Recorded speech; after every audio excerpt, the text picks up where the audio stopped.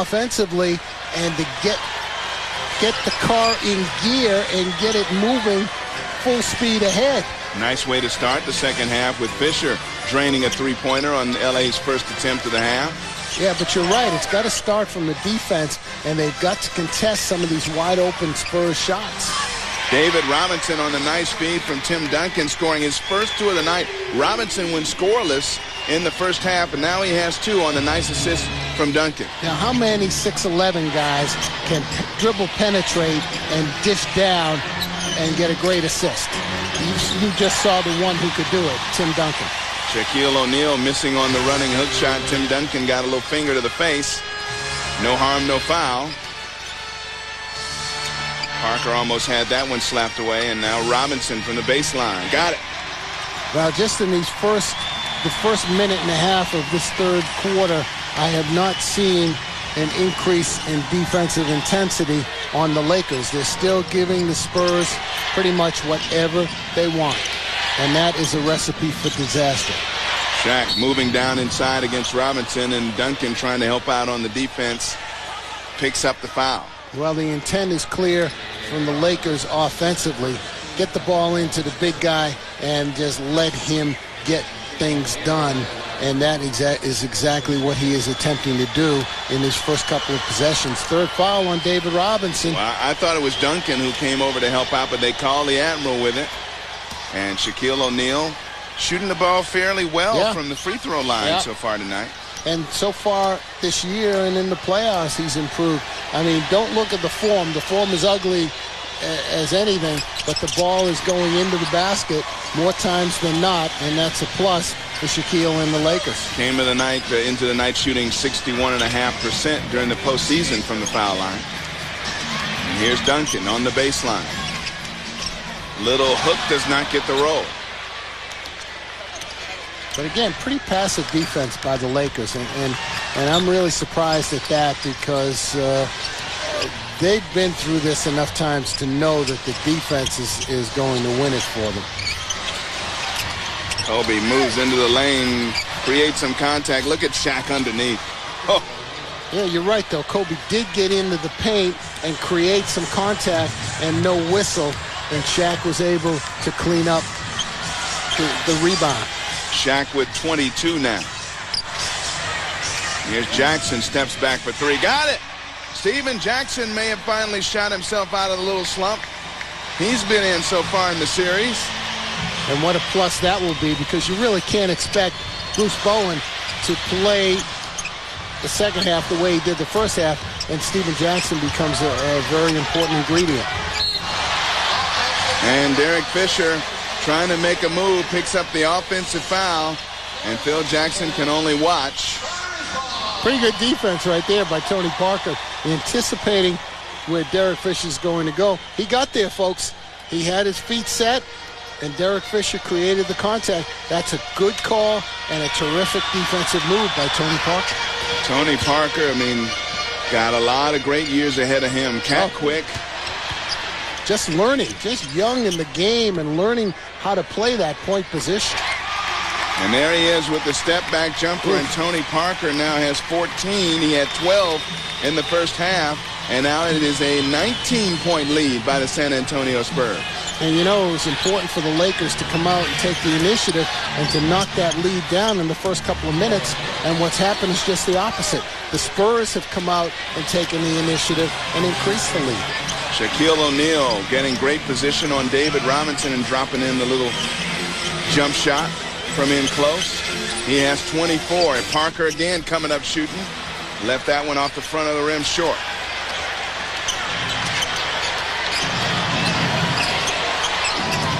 Robert Horry making a move. Had it slapped away, and it'll be Lakers ball. Horry thought he might have been fouled. Well, you're seeing the Spurs with pretty good intentions defensively. Anytime there's a penetrator, there's weak side defensive help. And that time you saw it with Duncan and David Robinson sagging into the paint to pick up Robert Horry. You're not seeing that down the other end of the floor with the Lakers on defense. Horry, an open three-pointer from the near wing, didn't get it to drop. So inside of 8 minutes to play here in the third quarter, and the Spurs trying to add to a 17-point edge. Bowen remaining hot this time inside the arc. But Robert Horry, very passive defensively on that screen, did not step out to cover Bruce Bowen at all and left him wide open for a jump shot. Spurs equal their biggest lead at 19. Shaq. And look at how aggressive San Antonio is defensively. And inside goes Kobe Bryant to Shaq, who is fouled and could have been either against David Robinson or Tim Duncan. Yeah, but you know what? I like what the Spurs are doing. Look at how aggressively Bruce Bowen is playing Kobe. He's doing a terrific job. And the Spurs are contesting everything that the Lakers are trying to do, whereas down the other end, the Lakers are very passive defensively and not contesting what the Spurs want to do. David Robinson picks up number 4. Now, and Shaquille O'Neal going for points 25 and 26. Yeah, I'm sorry, Eric, but I said early on, you know, if I were the Spurs, I would double Shaq all the time and double Kobe and make someone else beat me. They have not done that, but it's worked out pretty well for them so far. It certainly has. Shaq with 25, but his team's still down 18. Now Tim Duncan against Horry, now double team. They're not really a double team, a passive double team. And Brian Shaw reaches in at the last minute. I guess they're going to call the foul on Horry. Horry came down hard across both his wrists there. Yeah, but I think that, you know, they could have just as easily called the foul on Brian Shaw. Just letting the ball get into Tim Duncan so easily on a post-up situation, and then let him dictate to the defense what he's going to do as opposed to the defense dictating to him. You're not going to be successful if you're going to let Tim Duncan dictate offensively. Look at Kevin Willis. Willis. 89 years of him, or whatever he is, 40-something years old, and at the end of the half, makes the running three-pointer from half court. His only points of the game in that one, and a big one it was, gave them a 3-point lead at the half and a little bit of momentum. Oh, absolutely. A big momentum for the Spurs going into halftime. But he has not made an appearance yet in this game because the Spurs big men have been pretty effective. Spurs up by 20 now, their biggest lead, and a hard foul. Bowen on Kobe Bryant. You know, I say the Spurs big men have been effective. They haven't put up huge totals. Duncan and Robinson have not put up huge points, but they've gotten the job done, and things are working. So the old saying, if it ain't broke, don't fix it. And Kobe Bryant, a rare miss for him, a guy coming into the night in the postseason shooting 87% from the foul line. Yeah, I think you're seeing these two guys, Kobe and Shaq, feeling that they have to do it all. And Shaq getting the rebound off a rare Kobe miss and putting it home. But there's a lot of pressure on Kobe and Shaq because they feel as if they have got to get it done by themselves. Shaq now with 27. Here's Malik Rose holding way out high. Parker, little floater, in and out. Ball fell to the floor harmlessly as some bodies went flying, but here come the Lakers back the other way. Kobe spinning across the lane, somehow got up and over everybody and got it to fall. That's a tough move, and Bruce Bowen did as good a job defensively as could be done, forcing Kobe to make a couple of moves and to take away the baseline, force him into the middle, and Kobe still converted. Rose. Now again, let him take that shot most of the night if he wants it. Now he can make that shot, but if you're going to give up something, I'd just as soon give up a perimeter Malik Rose jump shot. And Kobe is complaining to the official about the aggressive defense that Bruce Bowen has been playing on him all night. Bowen tapped that one away. Here's Kobe. Shot clock.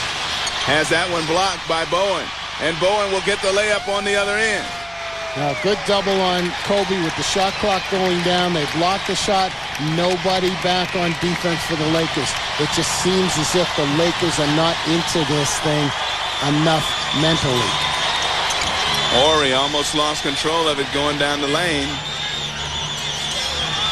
Shaquille O'Neal throws the right hand out and knocks Malik Rose down and picks up his third foul. Yeah, but I'll tell you what, that was a pretty good flop by Malik Rose. But it worked. It was effective, and he drew the offensive foul. 18-point differential right now. The Spurs leading the Lakers. Kobe Bryant trying to get something done. Couldn't get it done against Bruce Bowen's defense. The Spurs up by plenty. We'll be back.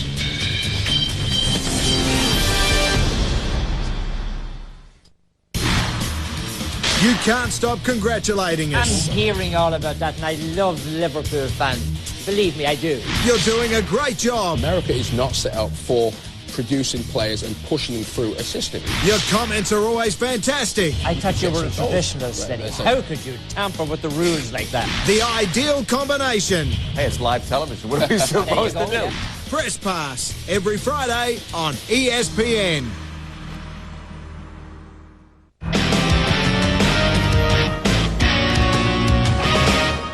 They don't go easily. Steve Nash checking in. Nash defending against McGinnis. Lost the ball with Van Exel. Plenty of time for the Mavericks. And here's the alley-oop to Nowitzki. It's like hitting a golf shot fast, really fast. Lemieux got it in. Morrow trying to back it up. Shot saved. Jaguar. Oh, my gosh. There are still miracles left.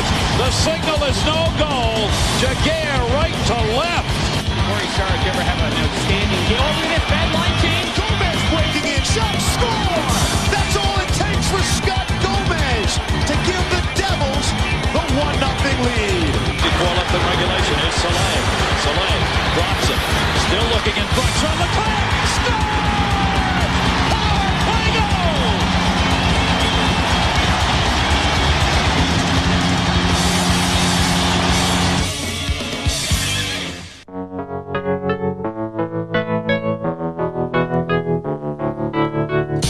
Let ESPN take you on an undersea adventure on Diving Passport.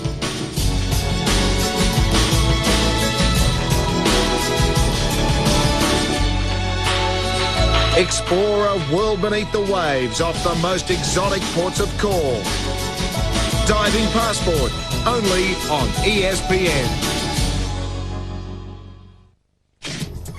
Time now for the results of our ESPN Deportes and ESPN.com poll. Which Laker reserves must come up big in Game 2 tonight against the Spurs? Brian Shaw winning by an overwhelming margin on Deportes.com. And on the North American side, in the US of A, Brian Shaw, the winner there again. Shaw 2 of 4 shooting for the game, only 4 points so far. Kareem Rush, Samaki Walker, and Mark Madsen bringing up the rear. Well, you know what, Eric? The answer really should be none of the above. Because true. No one's really stepped up to help Kobe and Shaq so far tonight. Kobe and Shaq have combined for 43 of their 56 points for the Lakers, and so far not nearly enough. An 18-point differential. It was a 17-point differential at the half, and the Lakers have not really been able to make it up. No, and they again, I'll harp on it some more, but they just haven't gotten the job done defensively. They haven't been aggressive on the defensive end. They just haven't taken it to the Spurs defensively. They haven't taken the Spurs out of what they want to do offensively. And to win a game like this, in a series like this, you really got to have the defensive intensity. Bowen gets it on the baseline to Duncan, and Duncan knocks that one down. Tim Duncan now with 12 points. Has a couple free throws in that basket here in the second half. And the Spurs again match their biggest lead at 20.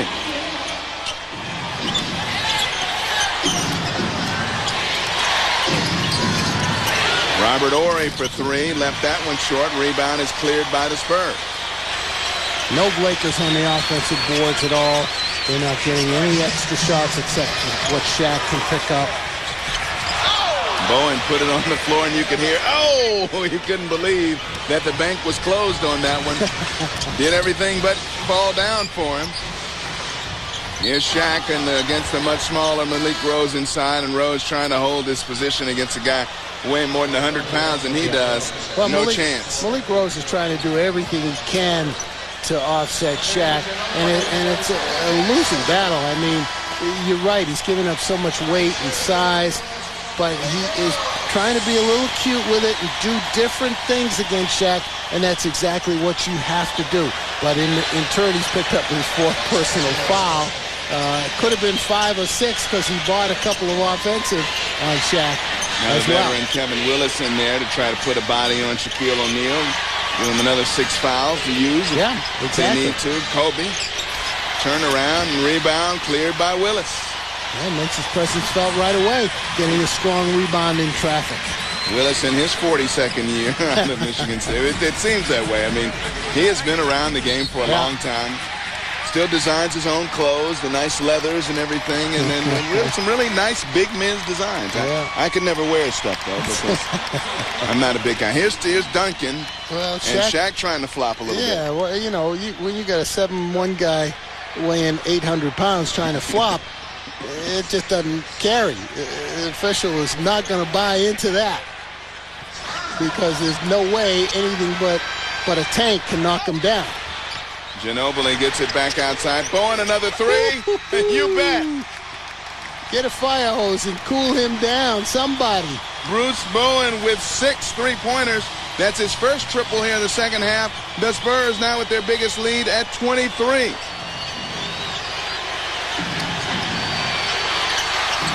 Shaw with the open look. Cannot get that one to fall. And the Lakers will not get back into this game with Brian Shaw taking 3-pointers. Bowen got away from Kobe, and Kobe had held him up a little bit, and Bowen looked at the official. You're not going to give me one there? Guess not. Here is Parker. Now time, of course, on the side of the Spurs, and Parker picks up a whistle as he drives the lane. He'll go to the line for a couple, and you know, Lakers are 3-time defending champions, and they can't be liking too much the way this thing is transpiring here late in the 3rd quarter. No, they can't be in a position where they pick their spots. They've got to come out all out and play on the defensive end and take it to the Spurs and be the aggressors. And they have not done that at all in this game. Certainly not defensively. Offensively, the only thing that they're doing aggressively is getting it into Shaq and watching him go to the basket one-on-one. None of the other players have forced the action offensively. Kevin Willis, the oldest active player in the league, going to the bench. The Spurs in control.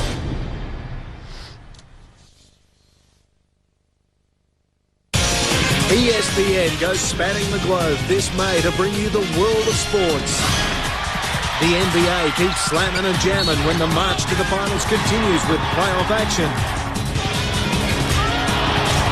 The UEFA Champions League concludes the march to glory with the championship game from Old Trafford.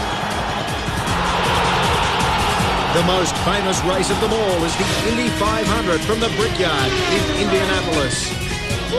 The Stanley Cup Finals begin in the coolest game on ice, the NHL on ESPN. Dutch football plays on from the fields of Holland. The legends of cricket highlight the game's classic matches. The rugged play of the Scottish football season continues. Great action this May on ESPN, the worldwide leader in sports. The champions of the world on ESPN. Horse racing's Triple Crown continues with the Preakness and the Belmont Stakes. The superstars of the NBA battle for the championship in the NBA Finals. And the NHL plays for the Stanley Cup. The champions of the world on ESPN, the worldwide leader in sports. Thanks for making me a fighter. Makes me that much stronger. Makes me work a little bit harder. Makes me that much wiser. Thanks for making me a fighter. Maybe a little bit faster. Maybe a little bit bigger. Makes me that much smarter. Thanks for making me a fighter.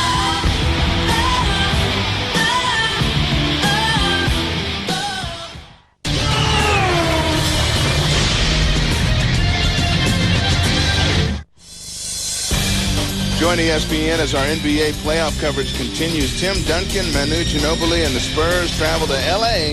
to face Shaq, Kobe, and the Lakers in Game 3 of the Western Conference semifinal, live right here on ESPN. The Lakers have a lot of rebounding to do, barring a minor miracle and a great comeback in the last about 15 minutes or so of this one tonight. The Lakers will fall down love 2 and take it back to Los Angeles, the Staples Center, and try to get back into this series. Oh, there you see Greg Popovich talking to the official. I don't know what he's got to complain about. Things have been going right for him this year, and that official is Bernie Fryer, who once played in the NBA for the Seattle Sonics. Wow. Years ago. A little trivia. You don't see too many referees who have played in the league, and I believe there should be more of them, because a former player has a feel for the game and the momentum of the game and the way the game should be called. The only other ex-player, I think, refereeing is Leon Wood. Kobe exploding down the lane to pick up the foul, and who do they get this time? Looks like Bruce Bowen. He's shaking his head a little bit, but Bruce Bowen's in a pretty good zone right now. He's in one of those zones where you can do no wrong. Kobe, 20 shots so far in this one. Yeah, that's a lot of shots. 7 for 20. Hasn't been a great shooting night for Kobe. He's struggled from the line. Yet to hit a free throw. He struggled from the line, which is really very unusual for him. Kobe with 16 points so far, and that's his 3rd consecutive missed free throw. And he finally knocks one down. He had hit his first 2 and then had missed 3 in a row before nailing that one. 81-57, 24-point San Antonio advantage. Now LA trying to step up the pressure on defense. Ginobili, skip pass, Bowen, another 3. Oh! He should bottle this game and try to resurrect it whenever he needs a big game, because he is in a zone tonight. Ginobili fouled hard going up for the basket. He will go to the line to shoot a couple. And the Spurs had the numbers. They came down on a good fast break. Got it to Ginobili. Good hard foul by Gennaro Pargo. And that's exactly what you need to do. Hard foul. Go for the ball. Nothing dirty, nothing unusual. Go for the ball. Hard foul. Don't give up an easy layup. I'm wondering if the officials say, I think, and they did get him for not going for the ball. That's a flagrant, they call. And I think they call that a little too quickly. I mean, you're taking the game away from the players that way. This is playoff basketball. It's supposed to be tougher and rougher and more physical. That's the way the game is. Bruce Bowen in a zone that shooters can only dream of. He is just catching and firing and getting nothing but net. 21 of his 27 points have come from beyond the arc, and Madsen sticks up a left arm and knocks the player Ginobili again out of bounds. That's another one, Eric, that I don't agree with, and I know Phil doesn't agree with it because he's old school and played the game and was a physical player in his own right. You've got to allow a little more physicality in a playoff situation because the games mean so much that guys are going to come out and play that much harder and get more physical. And you've got to give that some leeway. And again, I think a former player understands that and goes with the flow of the game, and I think that's how it should be officiated. It is a 30-point contest right now. Make it 31 as Ginobili hits another free throw. And Ginobili has 16. Lakers up 88-57. Spurs up, rather. And Bowen gets another block out on the perimeter. That's a couple of blocks. That's at least 3 blocks that Bowen has had on Kobe Bryant jump shots. And Kobe does not experience that very often. Willis. Wow. Everything's falling for San Antonio. Kevin Willis lost control of that ball on the way up and still made the jump shot. Steve Smith cannot believe it. And Kobe trying for the 3. That's a little long. Shaq up over everybody for the offensive rebound. Nice feed inside to Kobe, who goes up in the land of the Giants, and they'll get either Willis or Duncan for the foul. I believe they got Duncan. Now, this is a tough pill to swallow for the Lakers, who knew coming into this game they needed to win this one. And this was an important game for the Lakers to prove that they could win with a depleted bench and with some starters and some key players injured, and they just didn't come out with the intensity. Jerry Buss, the owner of the Lakers, cannot believe what he is seeing. People in Lakerland are not used to seeing these kinds of performances in playoff situations. Up by 31 is San Antonio. Ginobili fakes from 3, drives inside and picks up a foul. And will it be against Shaq? If so, no, it's on Kobe Bryant. I was going to say if so on Shaq, that would have been number 5 for him. Nice ball fake there by Manu. But you know what, Eric? I mean, just look at that play as a microcosm of the game. Ginobili had a wide open 3, passed it up, cruised into the paint, and got things done in the paint, doing whatever he wanted to do offensively. He dictated what he wanted to do offensively rather than the defense dictating to him what they wanted him to do. Ginobili with his first free throw miss of the game, and Kobe out on the near wing trying to create some space off the dribble, picks up another foul, I believe, on Bruce Bowen, and that would be number 4 on Bruce. And the last thing he wants to do is come out of this game the way he is flowing offensively. There you see the Laker bench, not a whole lot of happy faces there, and not enough players in uniform on that bench either. You could field a team with the guys in street clothes, almost. And Kobe going to shoot another couple. That was just his 20th point of the night, and now he's going for point number 21.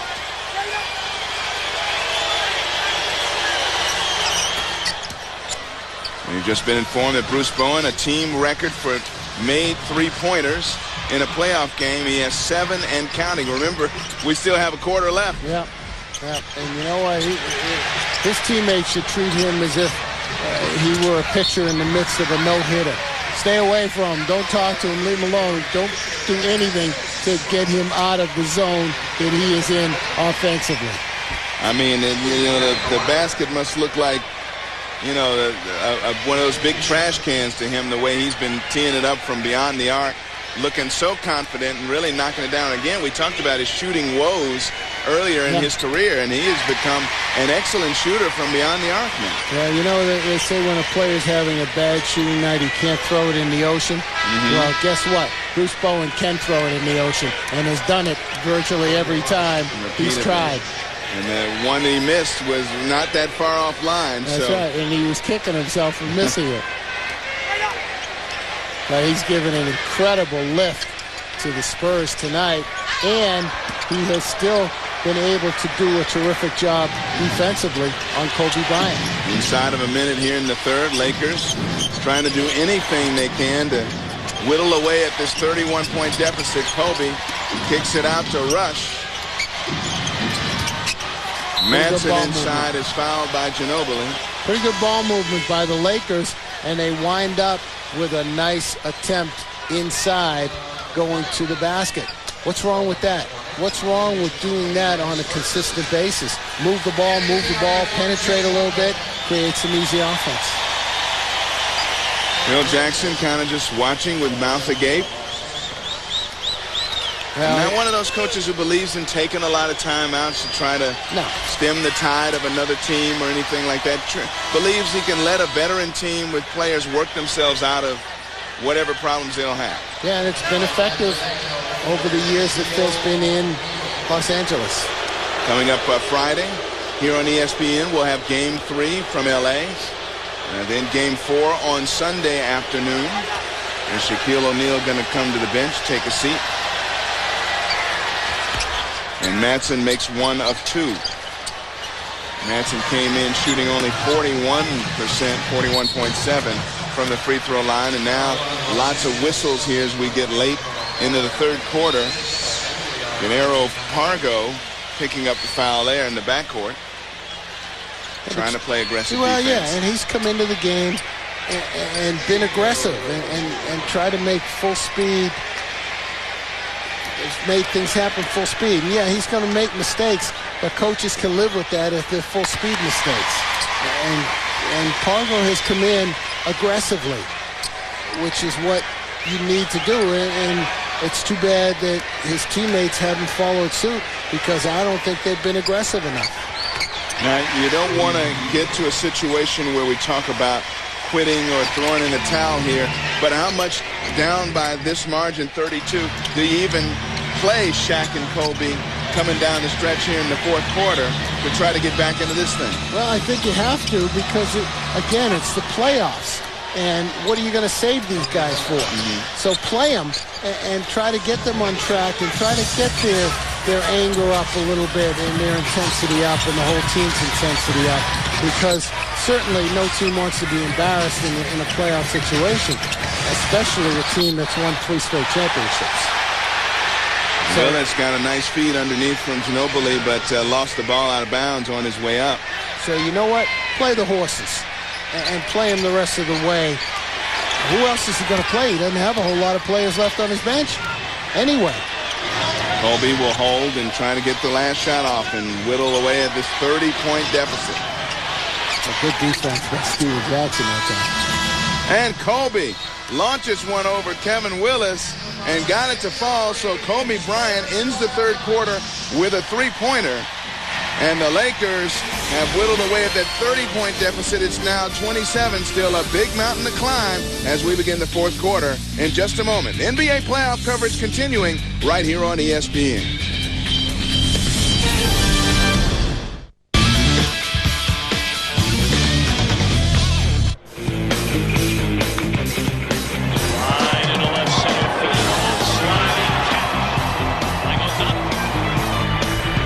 Way down the line at third.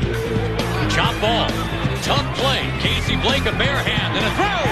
Got him to keep it 5-4 Cleveland. Taking right here, David. Down ball. Hands low. Can he make the play? And they get him. 7 last game. Ground ball down at third. And Williams makes a stop long throw. And gets him out. He reminded me of that. Regardless of where you stand on the issue, the booth is not the place to do it. Wow, Christensen, what a recovery in front of Everett. The two fielders just kind of staring at each other for a moment. That's one of the better plays you'll see right there.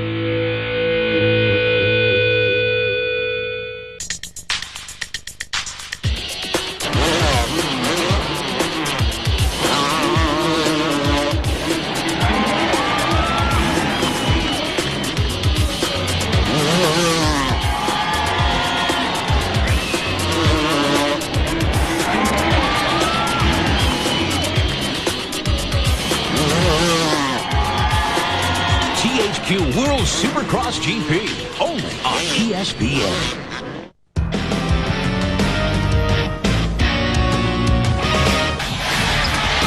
Takes a step and finishes it off. In the overtime, here is Richards with it. Gets a shot away. Rises up. Broke down. Rebound. Where is it? Underneath him and not across the goal line. Oh, how close was that? Can you believe that? Yeah, very good point. As Williams' shot is rejected and driven out of bounds by Jerome Moiso. That'll drop it. Short-handed. The other end. Have it and roll and score!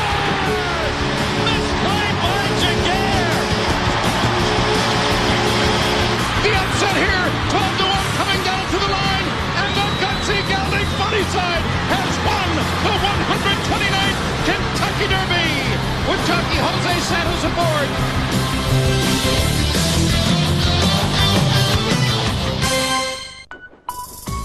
The truest test of strength, stamina, and character. ESPN presents the International Ironman Triathlon. Top athletes in endurance sports compete around the globe. on the most demanding courses ever. The Ironman Triathlon World Championship on ESPN. ESPN presents the champions of the world throughout the months of May and June. ESPN brings you the best in sports from around the globe. The Indy 500, UEFA Champions League Final, Roland Garros, the Stanley Cup Finals, NBA Finals, and the U.S. Open are all coming up right here on ESPN, the worldwide leader in sports. So stay tuned to us for all of that live coverage. And right now, fourth quarter, about ready to start. The Spurs up by 27 over the Lakers, 94-67. 94 points, Rick Weitzman, through three quarters. That's unbelievable. Yeah, it is. It just 94 points is a ton of points to give up, and it just illustrates what I've been saying all along. The Lakers just have not gotten it done defensively. The Spurs have been able to dictate whatever they wanted to do offensively, they've been able to do. And look at that. Speed from Claxton into Willis. I mean, that's a nice little pick and roll. But Kevin Willis winds up with an easy, uncontested lay-in.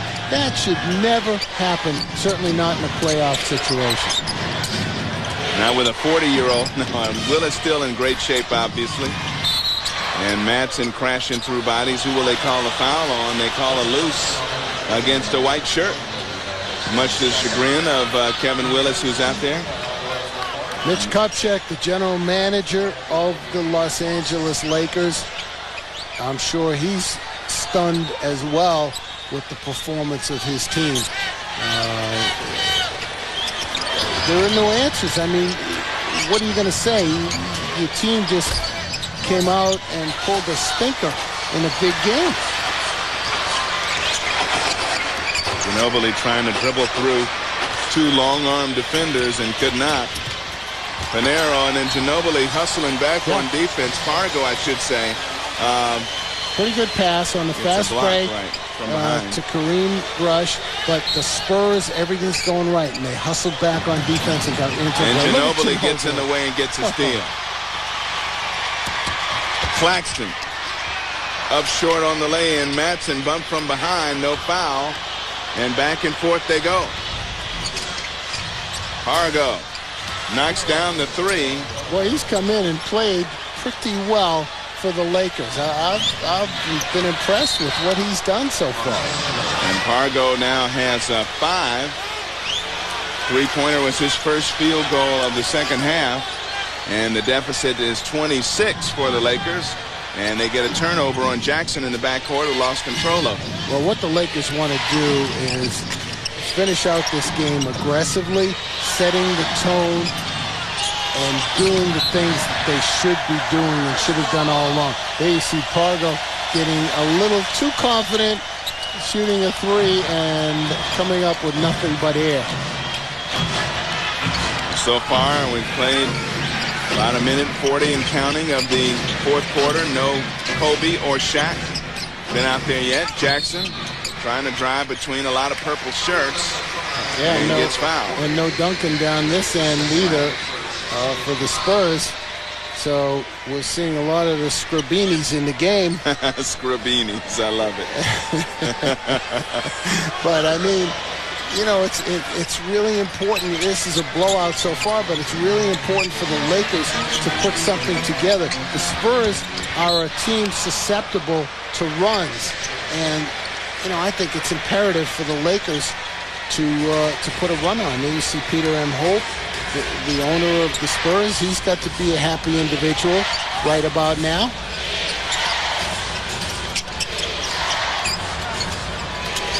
Fargo, nice little wraparound pass. Good ball movement for the Lakers, resulting in an open look from Brian Shaw, who left the three-pointer short.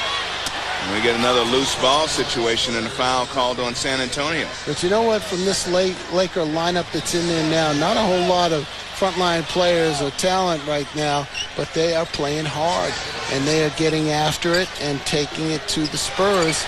And you know, that's Phil Jackson is going to look at this in the film work, point to his starters and say, why can't you approach the game the way these guys are approaching it? Kareem Rush trying to put it on the floor, and Manu Ginobili gets a long arm in there and slaps it out of bounds once again. Boy. And we have seen an awful lot of that from him tonight. How many balls does he get his hands on in the passing lane and off the dribble? It's amazing. Rush off balance three and gets that one to fall. And Kareem Rush knocking down another one. He has 6, all on three-pointers tonight. 96-73 game.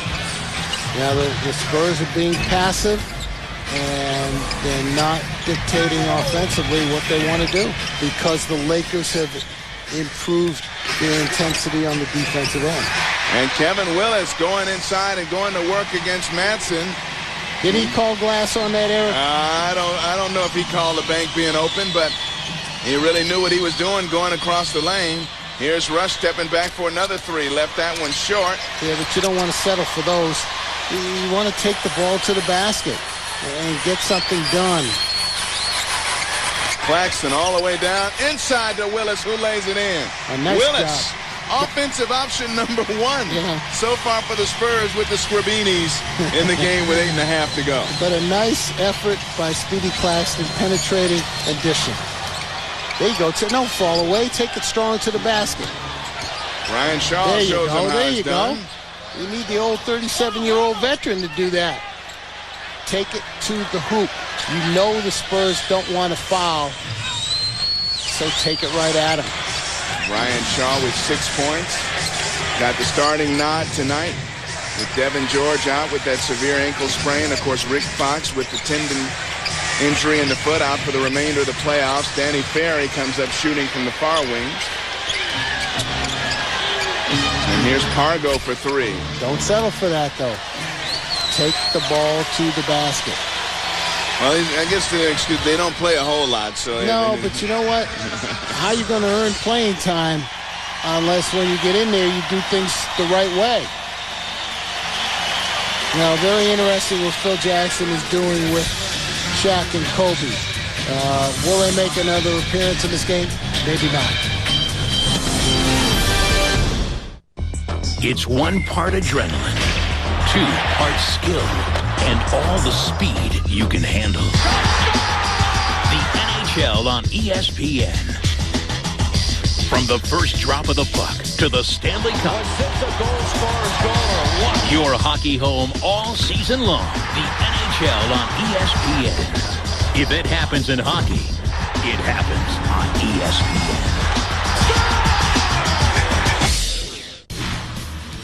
You can't stop congratulating us. I'm hearing all about that, and I love Liverpool fans. Believe me, I do. You're doing a great job. America is not set up for producing players and pushing them through a system. Your comments are always fantastic. I thought you were a traditional steady. How could you tamper with the rules like that? The ideal combination. Hey, it's live television. What are we supposed to do? Yeah. Press Pass, every Friday on ESPN. Real Madrid. 100 years of history. 9 European Cup titles. 28 Spanish League titles. 17 Spanish Cup titles. FIFA Team of the 20th Century. Real Madrid, good enough to play in the world's best league. The UEFA Champions League on ESPN. By invitation only. ESPN brings the NBA playoffs to the next level. Sixers Pistons, the conference semifinals on ESPN.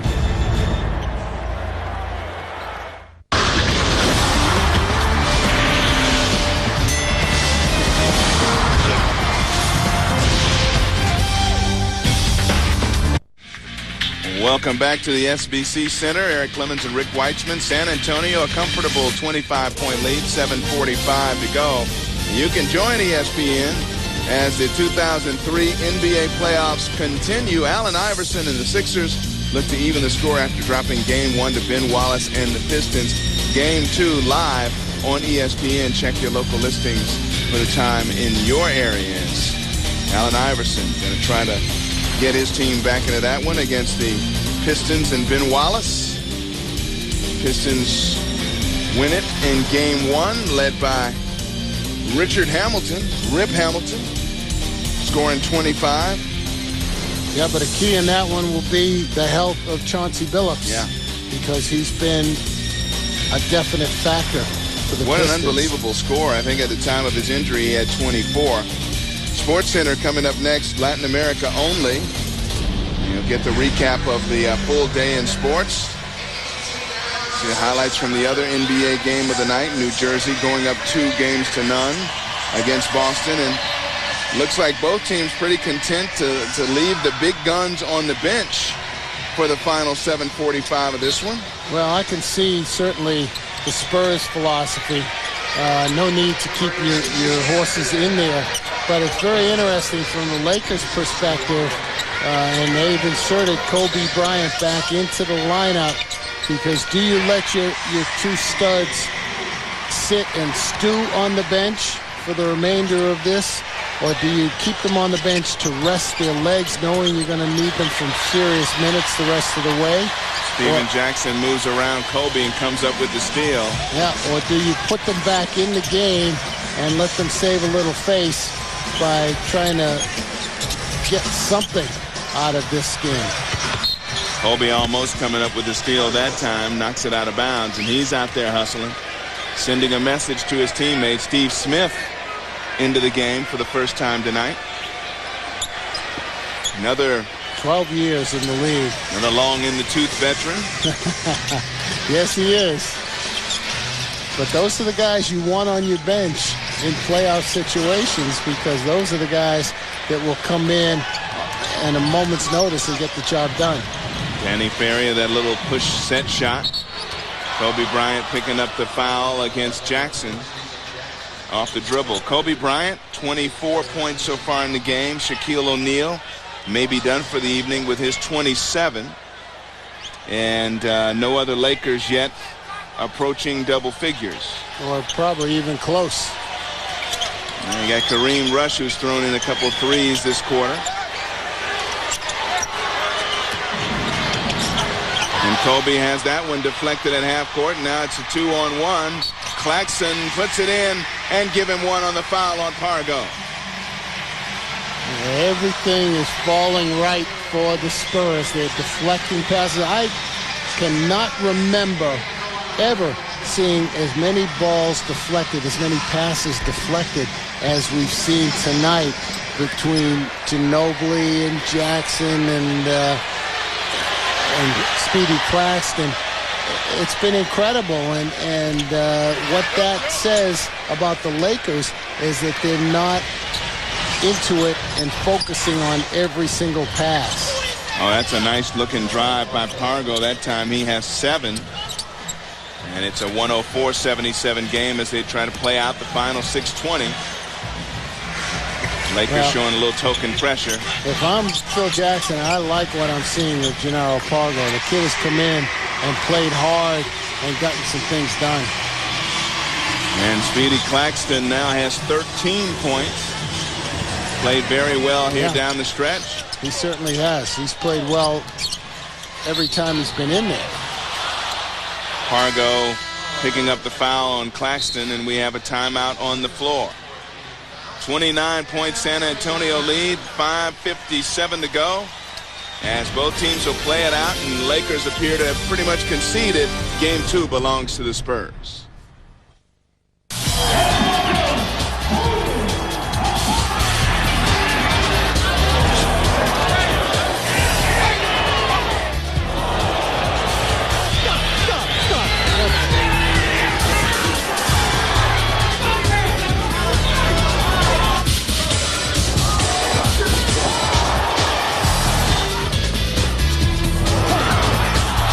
Night Finals every week only on ESPN.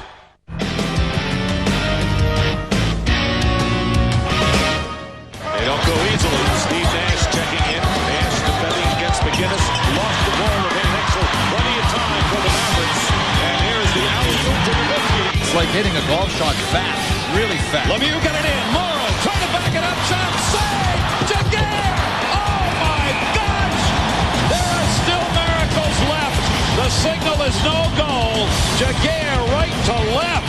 Corey Sharp ever have an outstanding game. Oh, look at that line change. Gomez breaking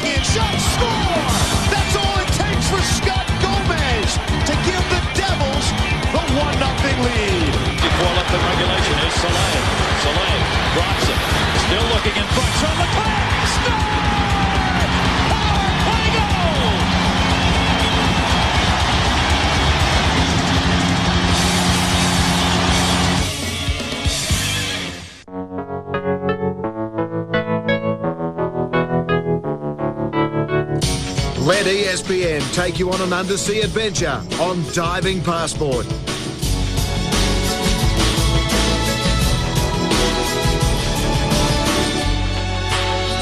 Explore a world beneath the waves off the most exotic ports of call. Diving Passport, only on ESPN. Everyone is ready to travel to Texas because the Hills Country Club, with its 36 championship holes by Jack Nicklaus design, will be the scene for the best tour players to compete for the Kinko's Classic. Saturday on ESPN. Coming up on ESPN, Spanish football presented by Goodyear. Recreativo have advanced to the Copa del Rey final and have made a late charge to avoid relegation, I should say. Real Madrid on course to win the league title behind superstar Zinedine Zidane and Ronaldo. Mexico and Deportivo, led by La Liga's leading scorer Roy McKay, are 1 point behind Real Madrid in the race for the league title. Malaga are in 9th place and are 1 point behind Mallorca and the Athletic for the final of the UEFA Cup spot. And it's all coming up right here on ESPN Spanish football presented by Goodyear.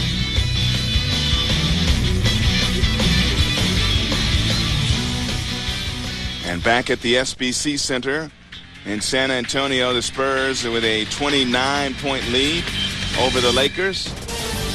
And just coasting home, really, both these teams. The Lakers are going to have to revamp and regroup a little bit and try to get Devin George healthy if they can, to give them another body to use and really go home and play for a lot of pride. And you know they have it, the 3-time defending champs. Well, I think they have to make some serious adjustments defensively and to light a fire under their players. There you see Jim Boeheim, the head coach at Syracuse University, the NCAA champion Syracuse University. And be minus Carmelo Anthony. Yeah.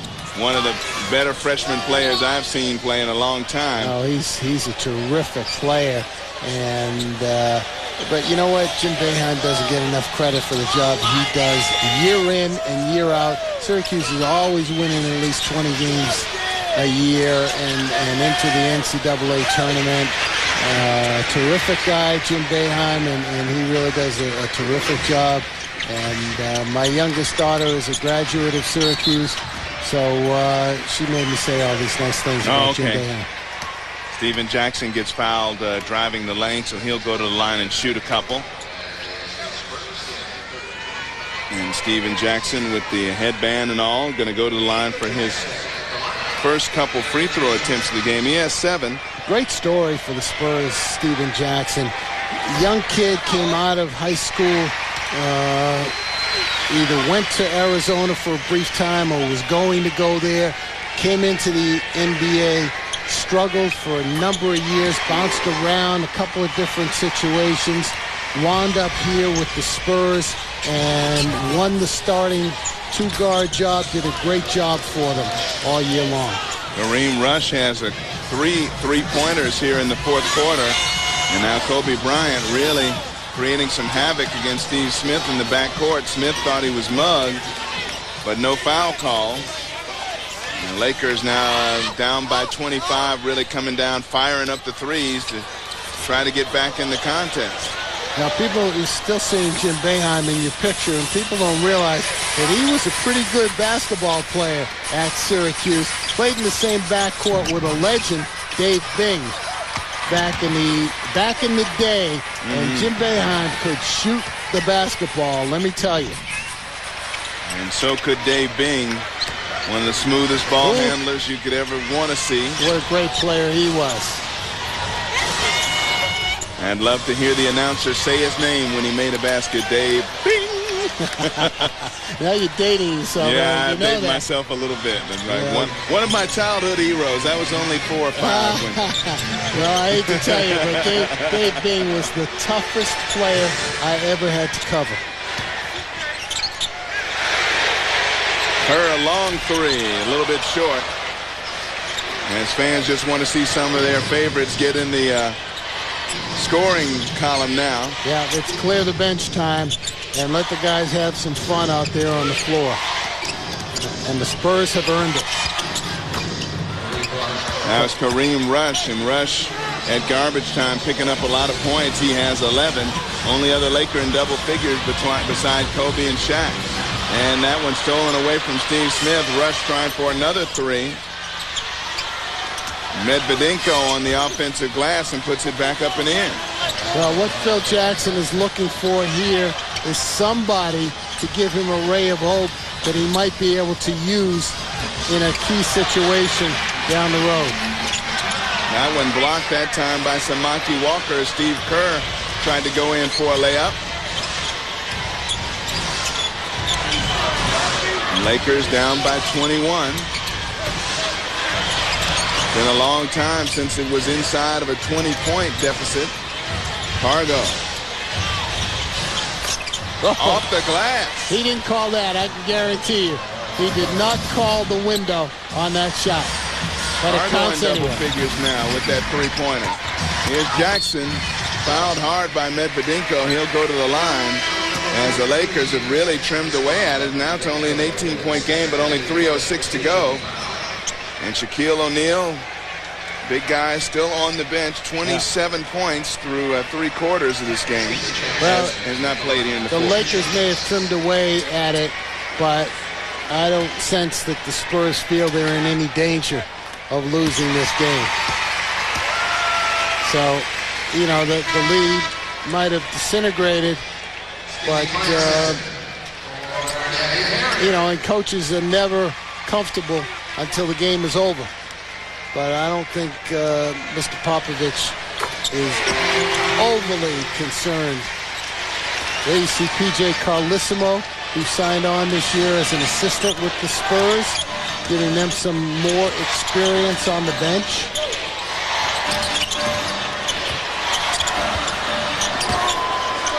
Kareem Rush driving down the lane. That one knocked out of bounds. It'll be Spurs ball. 2:51 to play, and we have a timeout on the floor. The Spurs comfortably ahead by 20, and they're about to go up 2-0 in this series. 20 and 20. You get to play on numbers there? ESPN goes spanning the globe this May to bring you the world of sports. The NBA keeps slamming and jamming when the march to the finals continues with playoff action. The UEFA Champions League concludes the march to glory with the championship game from Old Trafford. The most famous race of them all is the Indy 500 from the Brickyard in Indianapolis. The Stanley Cup Finals begin in the coolest game on ice, the NHL on ESPN. Dutch football plays on from the fields of Holland. The legends of cricket highlight the game's classic matches. The rugged play of the Scottish football season continues. Great action this May on ESPN, the worldwide leader in sports. The truest test of strength, stamina, and character. ESPN presents the International Ironman Triathlon. Top athletes in endurance sports compete around the globe on the most demanding courses ever. The Ironman Triathlon World Championship on ESPN. ESPN brings you the fastest quarter mile in all of sports, NHRA drag racing. Feel the power as these high-octane land rockets risk everything for speed. NHRA drag racing on ESPN.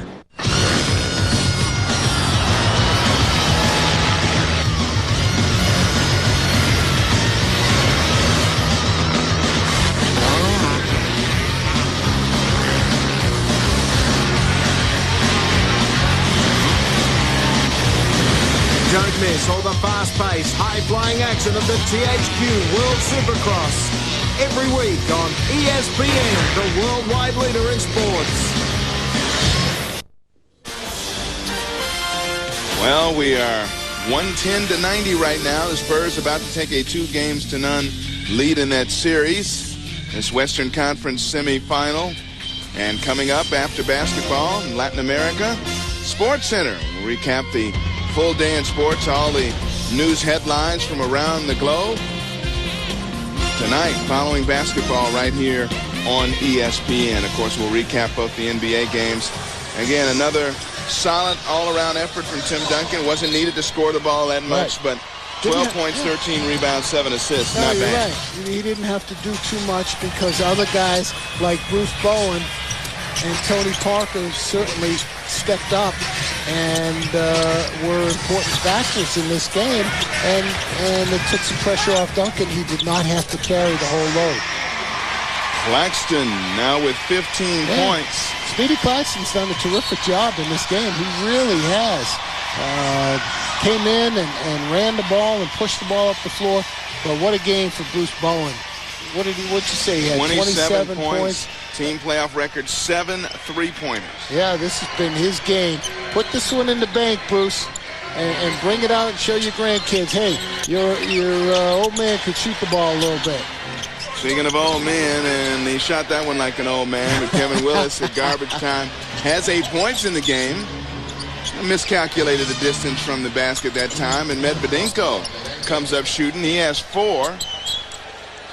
A very somber Lakers bench, knowing that they have their work cut out for them. That just by going back to L.A. and playing on a home court, that will not solve their problems. They've got some work to do on the defensive end to get control of this series. Willis, the jump hook, rolled around, did everything but fall for him. And now Rush. An air ball from three-point range, and the Spurs will get it back. 92 seconds to go in this one. Pretty much decided except the final margin of victory for the San Antonio Spurs here in Game 2. They'll go up 2-0 and head back to L.A. in the Staples Center for games 3 and 4. Yeah, but make no mistake about it, regardless of what the final score becomes, this is a blowout and an embarrassing loss for the Lakers. Danny Ferry from long range, and Danny Ferry to give him a 2 on that one. And Ferry, his first 2 points of the second half, he has 5 for the game. He did have a first half 3-pointer. Samaki Walker going to make his efforts to get in the scoring column. Cannot with that shot. And the San Antonio Spurs, of course, really ignited by the long-range shooting early of Bruce Bowen, but just tremendous balance. Again, they didn't need Tim Duncan to score the ball that much. David Robinson didn't score in the first half at all. Not that late in his career he's been a huge scorer anyway, but usually the Admiral will take a few more shots than that and try to get on the scoreboard early. But great balance. 27 for Bowen unofficially there. And the 7 3-pointers is official, a team record. Manu Ginobili was a spark, no question about it. I forgot about him. He did a terrific job. It was just a situation, Eric, that the Spurs were able to do whatever they wanted to do offensively with little or no resistance from the Lakers. And, when your offense is that easy and you get more people involved and you don't have to work real hard. And that's exactly what the Spurs did. They were flowing, they were making shots, they were making passes. They weren't doing anything wrong. Everything was going right for them. Pargo, open three-pointer from the near side. And Pargo with 13 points. He has 3 3-pointers here at trash time. Steve Smith. And now the Spurs can hold it for the remainder of the game. No shot clock. No, and they'll hold it. They won't shoot it. They don't want to rub salt into a wound and give the Lakers anything to hold on to for the next game. All right, and there it is, your final. San Antonio beating the Lakers by 19. 114-95. And the Spurs move to 6-0 on the season against the Lakers, including the playoffs. So the Lakers have a lot of work to do. Remember, 2 of the 4 games in the regular season, they did not have Shaquille O'Neal. But look at the bracket now. San Antonio going up 2-0. Remember, Game 3 coming up Friday right here on ESPN. And the other semifinal, Sacramento wins handily in Dallas in Game 1, and the Spurs seem to be fresh, and the Mavericks seem to be still beat up a little bit from that first series. Well, if the Lakers didn't feel a sense of urgency in this game, they better feel it for the next game, because right now their backs are to the wall and they have to win Game 3. Sports Center is coming up. Sorry, Rick, in Latin American only on ESPN. Bruce Bowen, the big guy tonight, 27 points, a team record, 7 three-pointers. This has been a special presentation of ESPN, the worldwide leader in sports. For more, log on to ESPN.com. For Rick Weitzman, I'm Eric Clemens. Spurs 114-95. Have a great evening, everyone. The Minnesota Wild had their backs to the wall in Game 5 against Vancouver. Facing elimination for the 4th time in these playoffs, the Wild came out firing on all cylinders.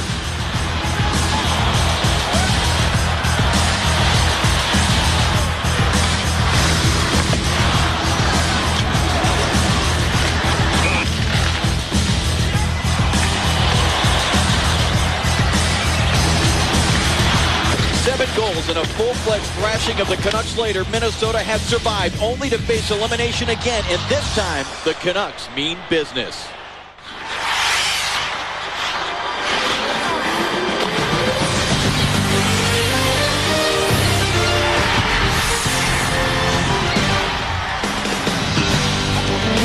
Welcome to the Stanley Cup playoffs on ESPN, presented by Nextel, and the fans here mean business at XL Energy Center. Game 6 of the Western semifinals. If the home team Wild win, Game 7 tomorrow night in Vancouver. If the Canucks win, they're preparing for Game 1 Saturday in the Western Conference Finals against the Mighty Ducks of Anaheim.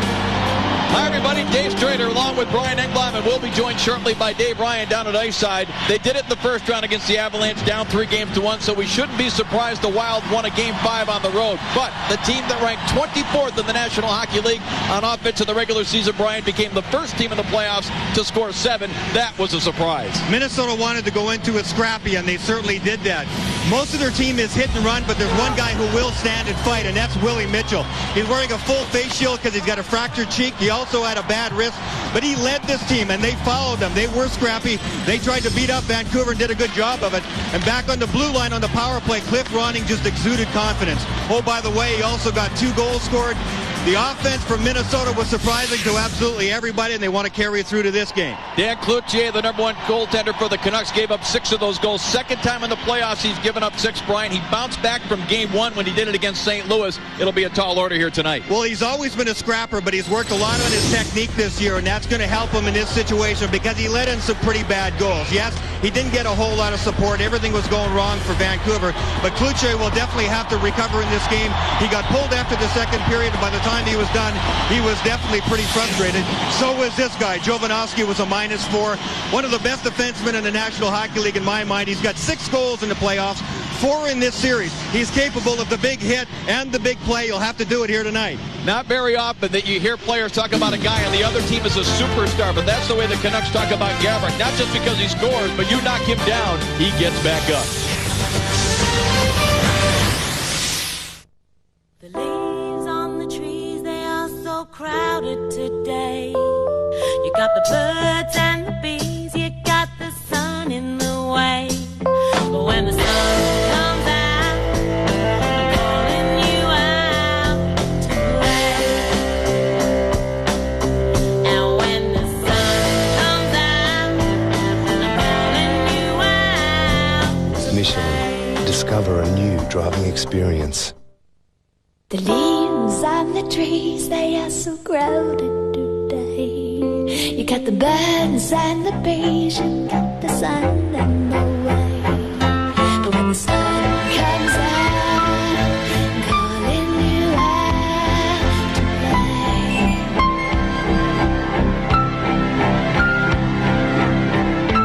Michelin. Discover a new driving experience.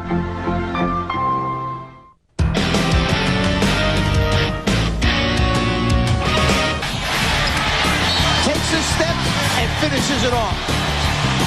In the overtime, here is Richards with it. Gets the shot away. Rises up from Doris. Down. Rebound. Where is it? Underneath him and not across the goal line. Oh, how close was that? Can you believe that? now. Yeah, very good point as Williams' shot is rejected and driven out of bounds by Jerome Moiso. That is Robert, short-handed, the other end. Having it rolled and scores! Misplayed by Jaguar! The upset here, 12-1 coming down to the line, and the gutsy Gelding funny side has won the 129th Kentucky Derby with jockey Jose Santos aboard.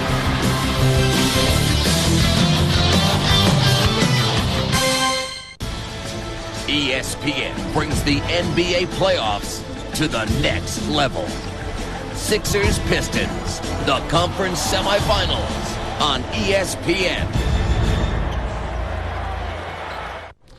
Welcome to the studio. John Saunders, Barry Melrose, and one piece of the puzzle for the Final Four remains. Now, Minnesota got to be feeling pretty good. They've already 4 times now fought off elimination, try to make it 5 tonight. But the bad news is they're at home where they've been terrible. They've only won 1 game at home. But the bottom line is Vancouver's got all the pressure in the world on them. If Minnesota loses tonight, they've had an unbelievable season. So they can play with aggressiveness. They can play with some fire. They can take some chances. Vancouver, on the other hand, if they lose this game and lose this series, they're going to be called chokers. They're going to be called underachievers. They're going to be called guys that can't get the job done. So Vancouver is in a pretty enviable position right now, John. All right, 7-2 to lose at home and a chance to get things done is ridiculous. This guy, big reason why the series is still going on. Marian Gaborik, 9 playoff goals. That's tops in the NHL. Canucks Wild up next.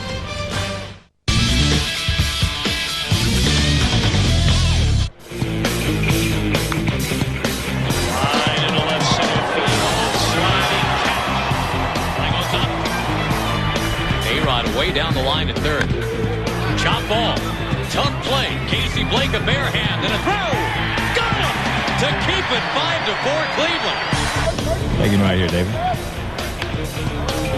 Down ball. Hands low. Can he make the play? And they get it. 7 last game.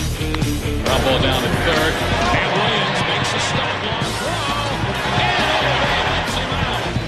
He reminded me of that. Regardless of where you stand on the issue, the booth is not the place to do it. Wow, Christensen, what a recovery in front of Everett. The 2 fielders just kind of staring at each other for a moment. That's one of the better plays you'll see right there.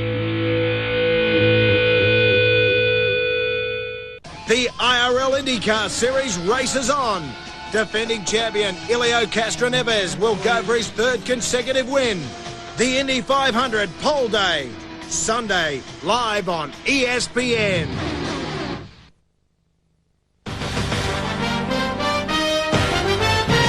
Stanley Cup Playoffs on ESPN, presented by Nextel. This ESPN exclusive presentation brought to you by Nextel. Life's better when your cell phone has a walkie-talkie. And in part by Dodge, the official road team of the NHL. Grab life by the horns. Dodge. Bud Light, the proud sponsor of the NHL. And Southwest Airlines. More than 2,700 nonstop daily flights to 59 destinations all across the country. And welcome back to XL Energy Center here in St. Paul, Minnesota. Western Conference Semifinals Stanley Cup Playoffs here on ESPN, presented by Nextel. And Dwayne Rollison, yes, they use the rotating goaltender system here, but Jacques Lemaire has never made a switch in these playoffs after a win. That's what Dwayne Rollison had in Game 5. He is the only one of the 2 Minnesota goaltenders that has beaten Vancouver this year, regular season or playoffs. And Dan Cloutier, as we talked about at the top, Brian, has to bounce back from his worst game after calling Game 4 his best game of the playoffs. Well, that's right. The whole team played their worst game by far, too, so Dan Cloutier is not in the boat by himself. And there's been one other lineup change for the Vancouver Canucks that we'll talk about. Sammy Salo, the veteran defenseman, has been scratched. Nolan Baumgartner, who is out there in the starting lineup wearing number 4. I'm not aware of any injury to Sammy Salo, so I'm not sure what this is about or whether Mark Crawford just trying to shake things up a little. Here come the Canucks. Now looking to establish their physical game. Bertuzzi is out there starting with Ruutu and Linden, and now players start to gather around Todd Bertuzzi. He's used to that. And let's go to the 3rd member of our crew, Dave Ryan. All right, Dave Schrader, thanks so much. If you talk to some of the Minnesota Wild players, they firmly believe that when the pressure is on, they play their best hockey. When one loss could mean the end of their season, they respond, and the numbers certainly back that up this year. They played so well with the pressure on. With a win tonight in Game 6, they'll join some elite company in NHL playoff history. Only the 75 Islanders will be ahead of the Wild with more elimination game wins, and Cliff Ronning has a chance to do it twice. 5 elimination game wins in his career. Did it with Vancouver in 94, Dave. That's right. He's a scrapper, a battler. He was benched in this series in Game 3. Told reporters later, I'm not even thinking about that. I'm moving on. And how did he respond in Game 5? Had 2 of the 7 goals and leading the way for a franchise offensive output, franchise record for the Minnesota Wild now as the Canucks look to come out of their own zone. Matthias Olin able to muscle it to center ice. Sekerash, number 77, drops it back. A lazy pass. Naslund with the backhander save. Rolison. And now at the side of the net, Rolison has to have it covered up. Marcus Naslund. Looks like it's going to be just as scrappy as it was in the last game, but Vancouver is the one who's taken it to Minnesota early on here, trying to see if Minnesota has some bad nerves and a little bit of a giveaway here. Maybe they do have the bad nerves. You don't want to give Marcus Naslund too many chances, one of the best scorers in the league. Ended up second in total points to Peter Forsberg for the regular season. So Forsberg comes in, gets it to the backhand, and good job by Dwayne Rolison there. There was no opening at all. Face off here in the Wild zone. Minnesota controls. It comes to center ice. Sergei Zholtov. He drives it in deep. Cloutier out to handle it. That's something we'll keep an eye on, and a little bit of a miscommunication there. Park got a stick on it, dropped it back to Zuzan, who could not control it. Matt Cook leaps a rush the other way. Cook takes a shot. Save. Rolison gave up a rebound. Picked up by Trevor Letowski. He sends it back in deep. Cook has it there. Sends it back out toward the point. Intercepted by Park, and Richard Park will just hoist it out into the neutral zone. Vancouver's definitely not trying to make any big plays into the middle of the ice. 2 of their shots so far look almost exactly the same. They're just going wide, shooting the puck at the net, trying to use a defenseman as a screen, and maybe they can get somebody to the net after the fact. Mark Crawford had to rally his troops most definitely after Game 5, and it's the second time that he's had to do it in these playoffs. Career playoff record 40-34, and he won Stanley Cup with the Colorado Avalanche back in '96. Brian Burke, who was the president and general manager of the Vancouver Canucks, said after that first-round series against St. Louis, the best move he's made since coming to Vancouver wasn't a player personnel move. It was the hiring of Mark Crawford, and they have improved in each of the 4 full seasons that Crawford's been at the helm. As now here is Bertuzzi in that battle with Willie Mitchell that's been going on most of this series. Out to the line, Baumgartner could not control. Willie Mitchell's really the only guy that's been battling Bertuzzi a lot physically. Todd Bertuzzi said this morning they've been playing position against me down low. Bertuzzi gets double-teamed a lot of times, but there's not a lot of physical action against him except number 2 in white, Willie Mitchell. He's willing to stand up to him, but Mitchell's still giving away about 30, 35 pounds to Bertuzzi. It's not a task you want to have to handle, especially when you got a bad right wrist like Mitchell does and a fractured cheekbone. That's why he's wearing that mask. Wow. Jovanovski slides it across. And Jovanovski trying to come back from his career worst game in terms of plus-minus. He was a -4. Brad May trying to clear the zone. He's checked there by Jim Dowd. Mason Marshall sends it around the boards of the Vancouver zone. The Canucks able to get to it. Trevor Linden backhand pass ahead for May. He'll go in against Brad Brown. The 2 of them collide deep in the Minnesota zone. Now Trevor Linden with it. Linden centering pass.